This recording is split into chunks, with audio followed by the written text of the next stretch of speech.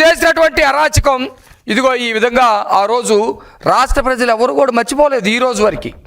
ఇలాంటి సిచ్యువేషన్ తెల్లవారుజామునే ఊర్లలో జనరల్గా ఒక గొర్రెనో మేకనో కోసుకొని వాటాలు వేసుకొని తినటానికి ఇలాంటి సిచ్యువేషన్లు కనపడతా ఉంటాయి గ్రామాల్లో.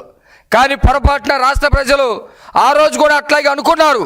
ఈరోజు ఈ పోస్టర్ చూపిస్తూ ఉంటే ఎవరు కూడా మర్చిపోరు. తోట చంద్రయ్య అనే అతను, ఇక్కడ చూడండి ఎంత దారుణం.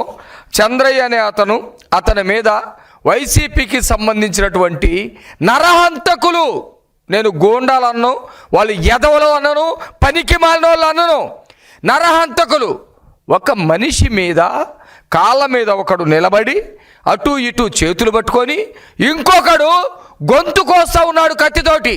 ఏమని? వాళ్ళ నాయకుడికి జిందాబాద్ చెప్పాలని, చంద్రబాబు నాయుడు గారిని తిట్టాలని.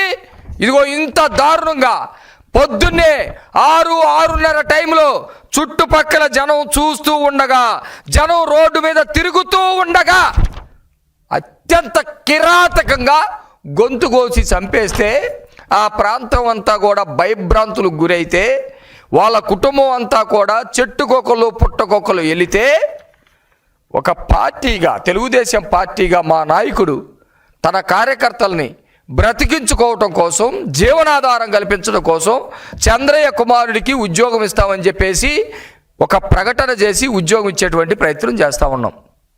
ఎందుకు ఇవ్వకూడదు చంద్రయ్యకి? నేను అడుగుతా ఉన్నా. బొత్స సత్యనారాయణని నేను స్పష్టంగా అడుగుతా ఉన్నా, నువ్వు చంద్రయ్య కుటుంబ కొడుక్కి ఉద్యోగం ఇవ్వకూడదు, ఇవ్వటానికి వీల్లేదు అని మాట్లాడేవు కదా.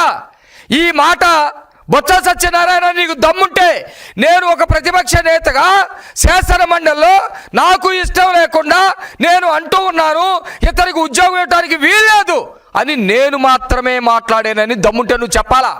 చెప్పి నువ్వు శ్రీకాకుళంలో తిరగాల.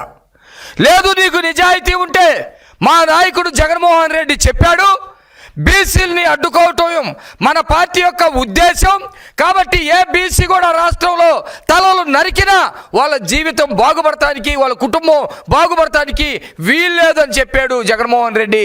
అందుకనే నేను శాసన మండలిలో వ్యతిరేకిస్తున్నానని నువ్వు చెప్పాలా?